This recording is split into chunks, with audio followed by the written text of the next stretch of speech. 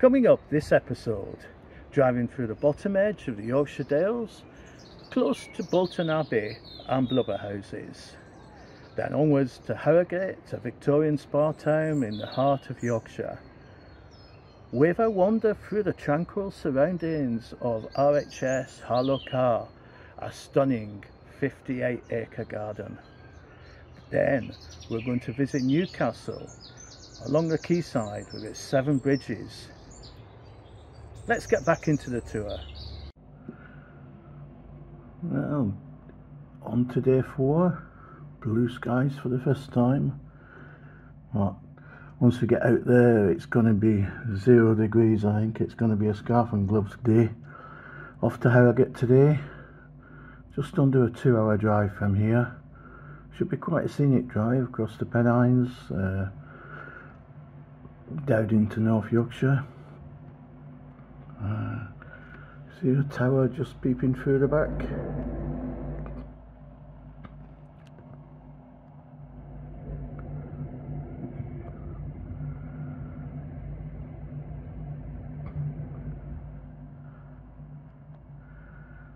Time to find some breakfast.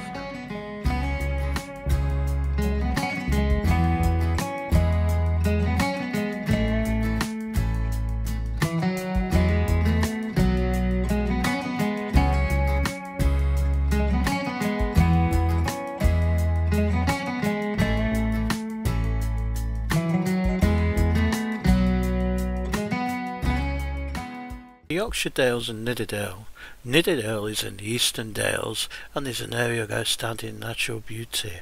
Here you can see some dry stone walls. They are one of the Yorkshire Dales' most distinctive features and are some of the oldest man-made landscape features. It's believed there's over 5,000 miles of walls. I would recommend the market town of Bakeley Bridge as an excellent base to explore the area, with Fountains Abbey, a World Heritage Site nearby, as are Ripon Cathedral and Newby Hall, as well as the Brimham Rocks with its strange rock formations.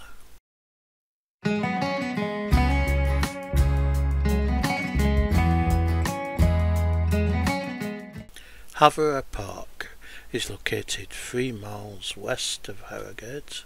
Royal Air Force Base Menworth Hill is a secretive military base with golf ball domes, technically known as rad domes. They provide communications and intelligence support services to the UK and the United States. The site contains an extensive satellite ground station and is a communications intercept and missile warning site.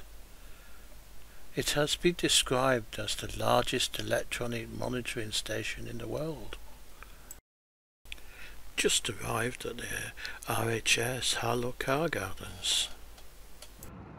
Well, walking down to the entrance, I've never seen it like this. Absolutely shocking. Massive car park now. Although it must be almost 40 years since I've been here. And all these houses up at the back here.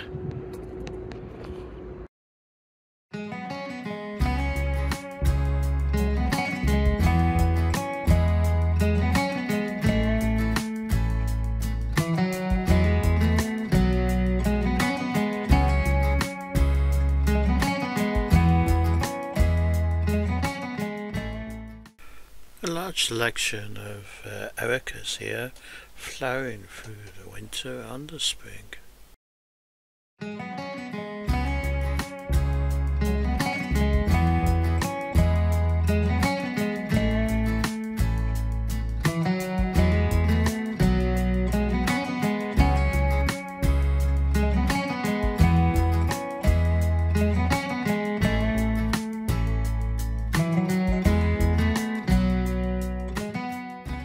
The Alpine House with Scilla, saxifrages and cyclamen, to mention just a few. The RHS merged with the Northern Horticultural Society back in 2001, and with the merger came the acquisition of its garden, Harlow Carr. Covering 58 acres, the infrastructure has been improved a lot from when I remember it, and it's been commercialised. There's now a Betty's Cafe tea rooms. The vibrant stems of cornus and salix, in colours ranging from bright yellow through to black, stand out against the feathery conifers. I was looking forward to lunch in the Harrogate Arms, but it's closed down, and it's been taken over by the RHS and it's been refurbished into a cafe.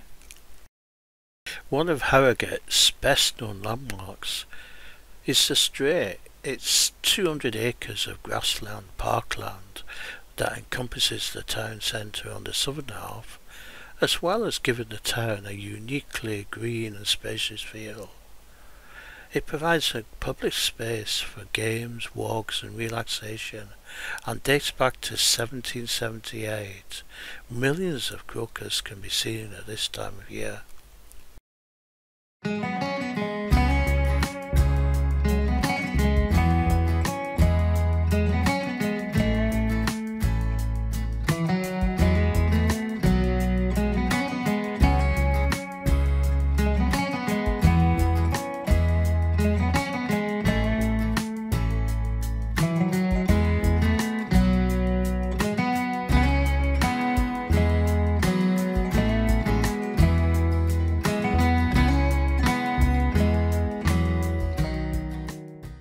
Prospect Place, with its annual bedding displays looking down to the cenotaph, with the world famous Betty's Cafe tea rooms just beyond to the left. Here we go again, Travelodge again tonight, this time in Harrogate. Oh, big old room. Yeah.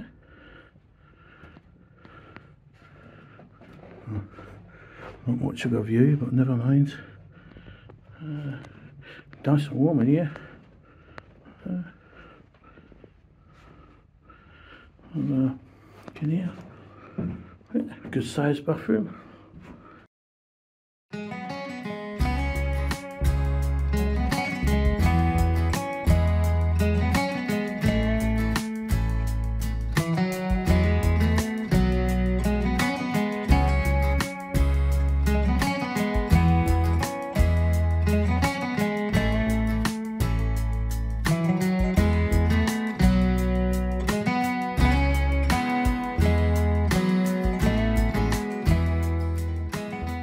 The Alexander pub, known for once being a 19th century hotel, based in a historic, beautifully restored building.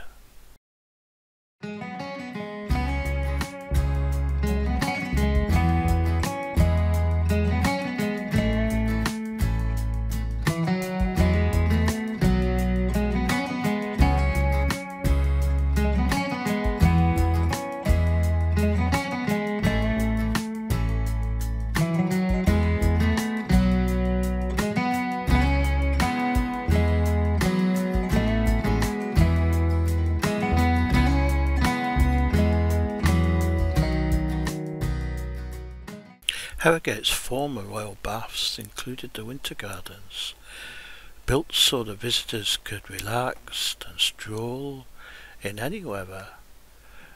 Its name lives on in this Wetherspoons pub. During the 1920s, people could come here and relax amid potted palms, listening to music from a grand piano. It was a Tuesday, so I took advantage of the offer. A large mixed grill there, very tasty and filling. Amazing prices. A rather cloudy start to the day. Snow keeps being forecast, but nothing yet. Looking across the Montpellier quarter of Harrogate, home to exclusive shops, cafes, bars and award-winning restaurants.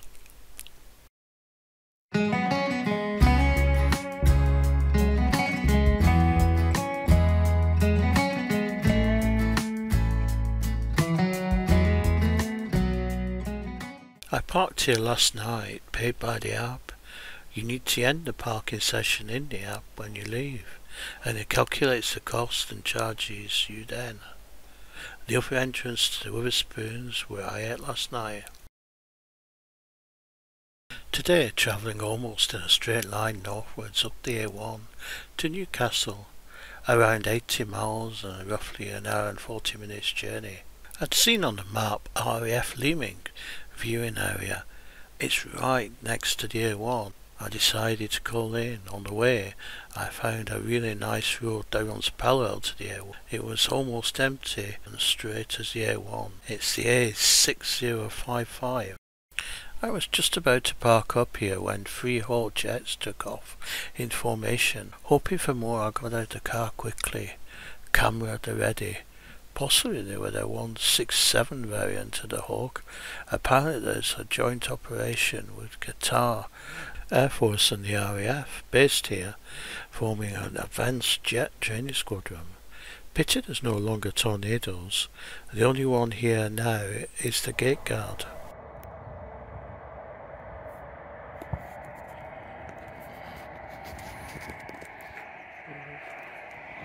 Oops, that's a car, but I can hear something. There was, and it's about to get very noisy.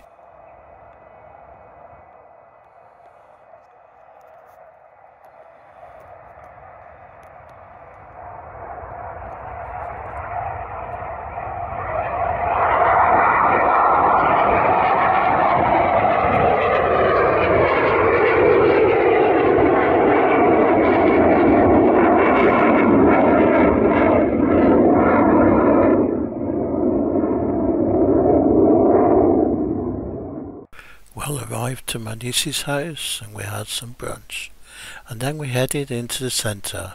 There had been a light covering the snow to the south of the city on the way in.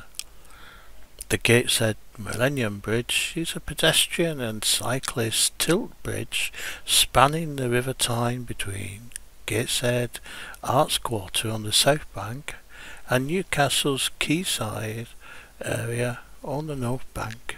The bridge was due to be open in September 2000, but it was not until the following September that it was completed. The 6 hydraulic rams, 3 on each side, tilt the 850-ton bridge as a single structure, meaning that when the supporting arch lowers, the pedestrian deck rises to create 25 metres of clearance for river traffic to pass underneath.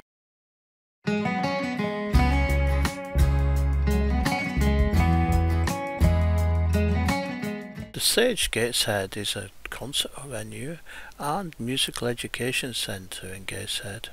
There's 7 bridges over the Tyne here. We'll come back to these shortly.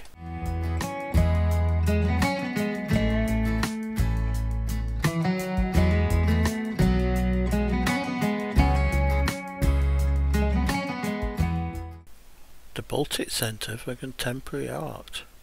Time for a walk across the Millennium Bridge and admire the view from the top of the centre.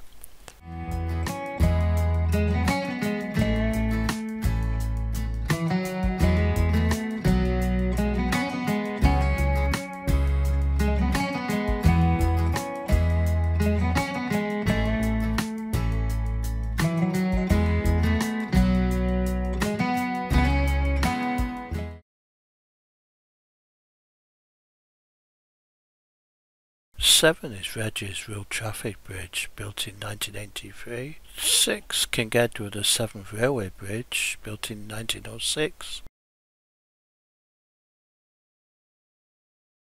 5 is the Queen Elizabeth II Metro Train Bridge, built in 1981. 4 the High Level Road and Railway Bridge, built in 1849. 3 Swing Pedestrian and Road Bridge, built in 1876. 2 Tyne Pedestrian Road Bridge, built in 1928. 1 Gateshead Millennium Pedestrian and Cycle Bridge, built in 2001.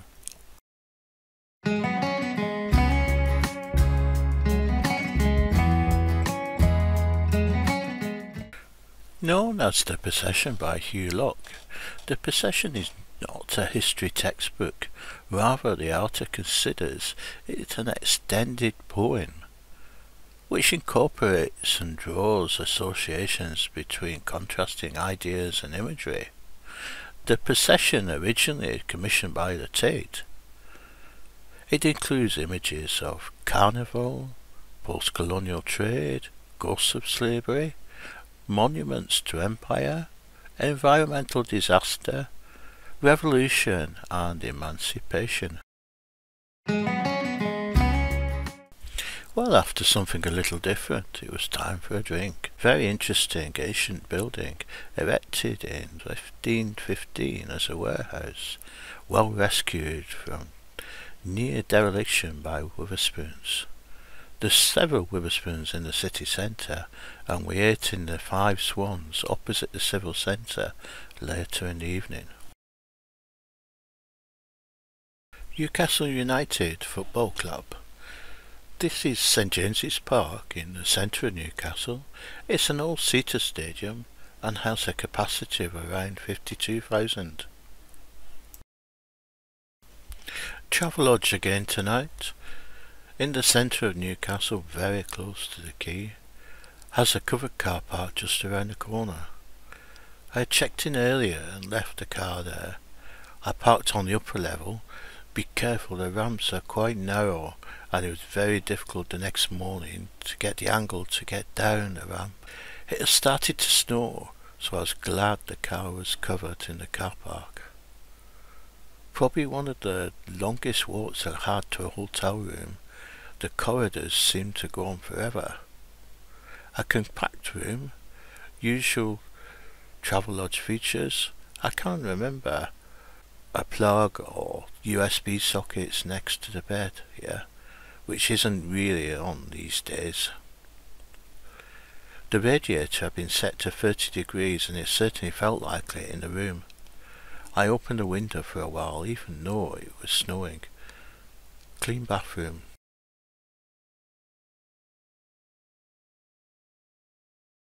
The cafe bar area looks quiet but got quite a few customers later. The service was good. A couple of pints of beer while checking the weather app to see the likelihood of me being able to travel tomorrow. It was time for bed.